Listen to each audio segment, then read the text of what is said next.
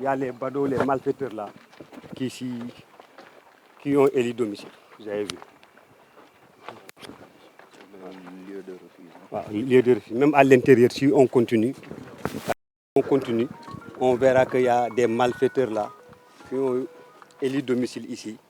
Ils sortent tous, le plus souvent la nuit et ils investissent le quartier de Westfoire. Ils commettent des cambriolages, des agressions. Chaque jour, on nous appelle pour nous signaler, presque la plupart du temps, on nous appelle pour nous signaler des cas de cambriolage et d'agression.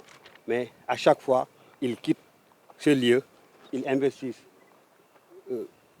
les habitations et ils retournent à l'intérieur. Voilà. Bon, maintenant, concrètement, aujourd'hui, qu'est-ce qui va se passer? Donc, vous allez faire une opération pour essayer d'appréhender toutes les personnes qui sont dans une illégalité, mais aussi veiller à ce qu'il n'y ait plus personne ici.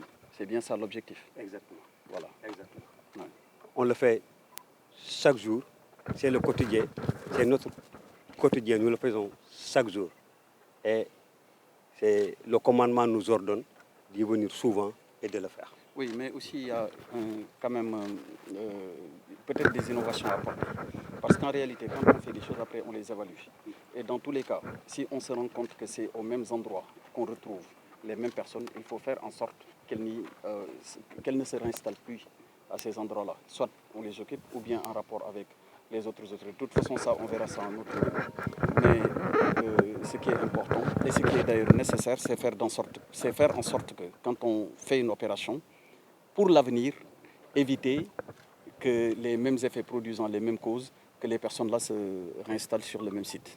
Mais ça, on verra ça à un autre niveau. En fait, avec votre permission, monsieur le ministre, c'est une zone qui tend à devenir un refuge de bandits.